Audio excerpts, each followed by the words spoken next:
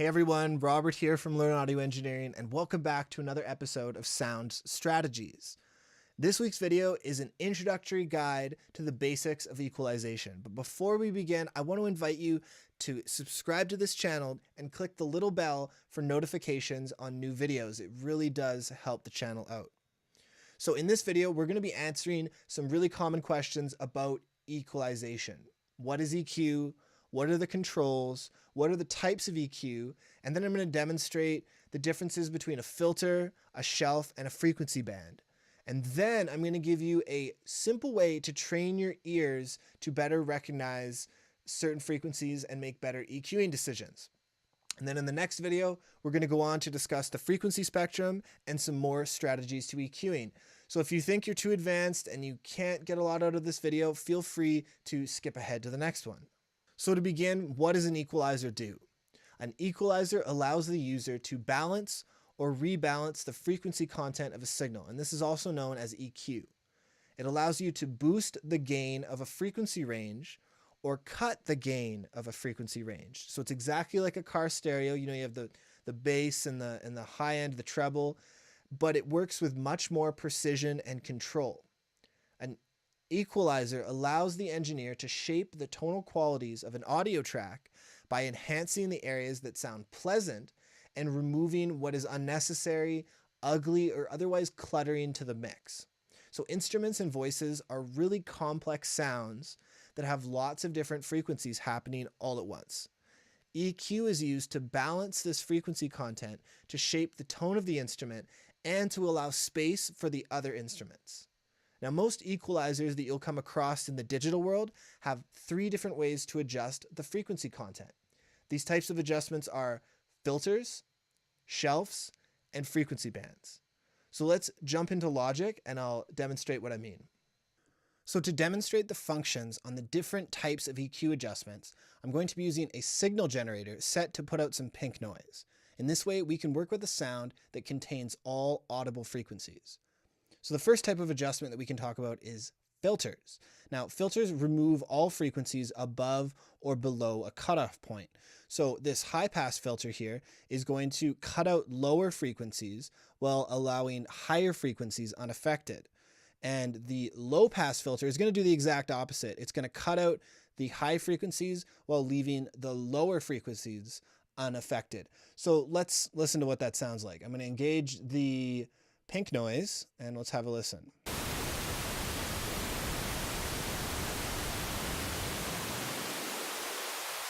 So you can hear the sound thinning out there as we cut out low frequencies.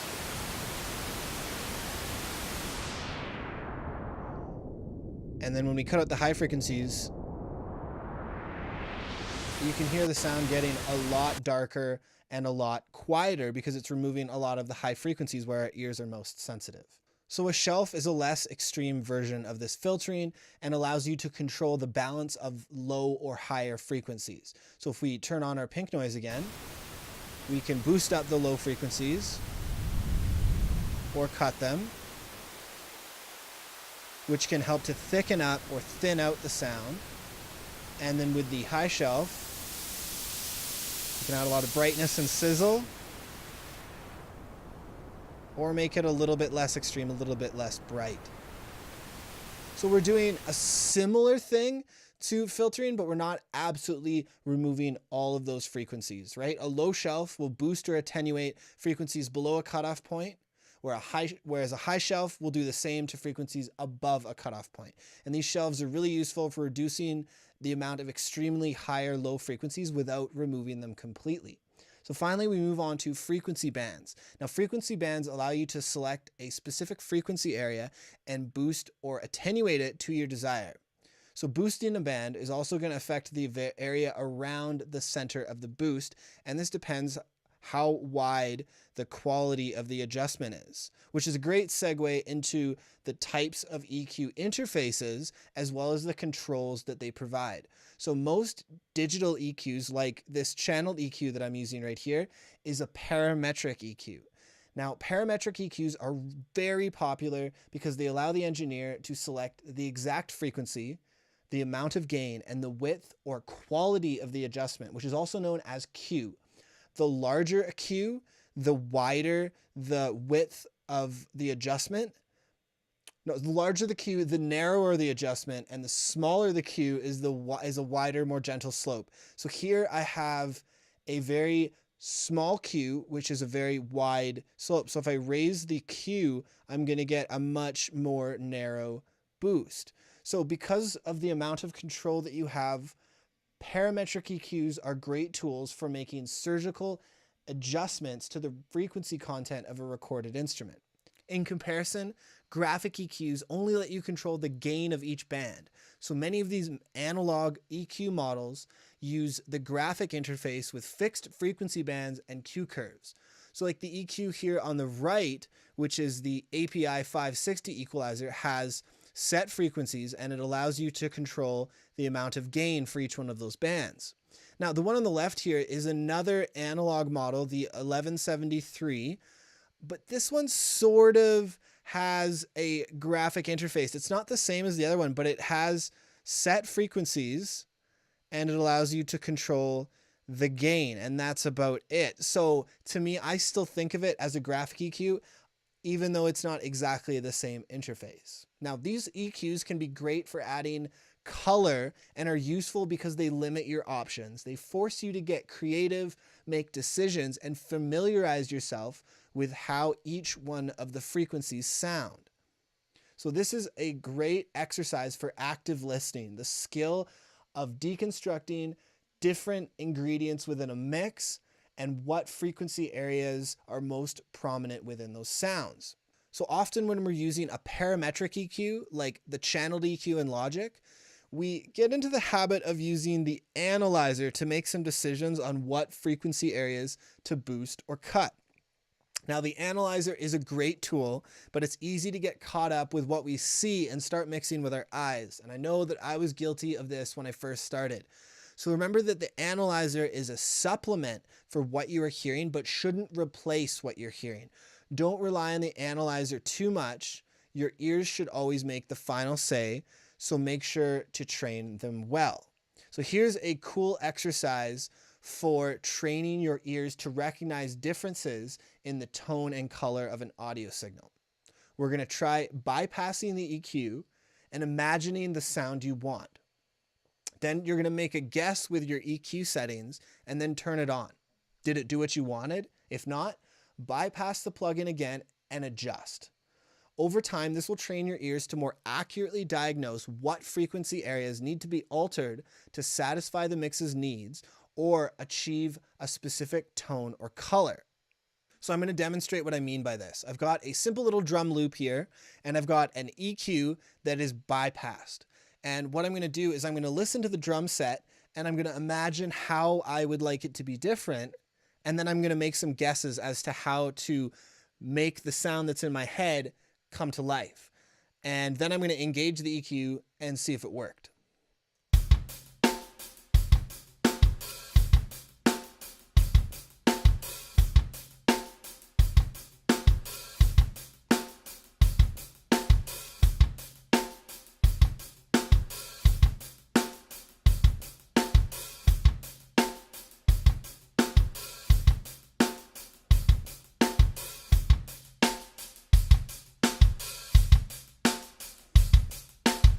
Cool. So I was going for a little bit more body from the kick drum and a little bit more brightness from the snare drum, but I didn't want to get too much harshness from the cymbals. And then I did a little bit of a cut in the low mids to kind of stop the oomphy roominess of the kick from becoming too prominent. And I'm really happy with that. So over time, you're going to get better at figuring out what frequency can satisfy what part of the sound, how you can color the sound or give it a specific tone that you're thinking in your head. And this is a really great exercise for doing so. So I definitely recommend you trying it out. And this is going to bring me to my last point that I want to cover on EQ. Good engineers boost, great engineers cut. So boosting a frequency will make that area louder, yes, but it will also add more noise to the signal. So instead, try and get into the habit of cutting out what you don't want and then bring up the overall level to get the appropriate volume. This is because Cutting what is unnecessary allows the frequency spectrum of the track more chance to breathe and better represent all of the other instruments without adding extra gain and noise to the signal. So that's all for this video. Let's recap what we learned. EQ is a tool to adjust the frequency content of an audio signal. There are two main types, parametric and graphic EQs. Graphic EQs have fixed frequencies and only give you control over the gain of each band, whereas parametric EQs allow you to control the frequency, gain, and quality or width of the adjustment. Now, there are three types of adjustments that an EQ can make. Filtering, which is removing; shelving, which is a less extreme version of filtering; and then finally, frequency bands, which adjust a specific range of frequencies around a center frequency.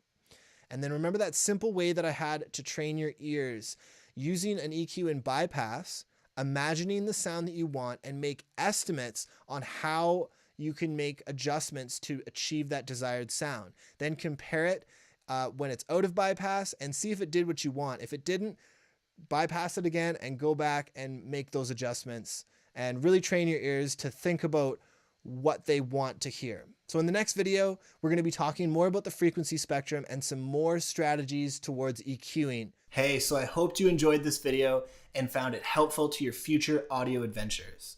I love sharing the tips and tricks that I've learned with others who are just as passionate about recording and mixing great music. So for those of you who want to take your mixes to the next level and are looking for a system that teaches you how to use the tools that you already own to create better, more confident mixes, I've created a course that does just that. It's called the 7-Level Essential Mixing Checklist. And at the end of this course, you'll know how to create outstanding mixes that stand out in clarity, depth, and balance, all by using the essential mixing tools that you have within your DAW. This will equip you to be able to significantly improve your mixing process and release mixes that hold their own among the best. So check the description below for a link to the course page, scroll to the bottom, and make sure to check out the sample lesson. And as always, thanks for watching this video and happy mixing.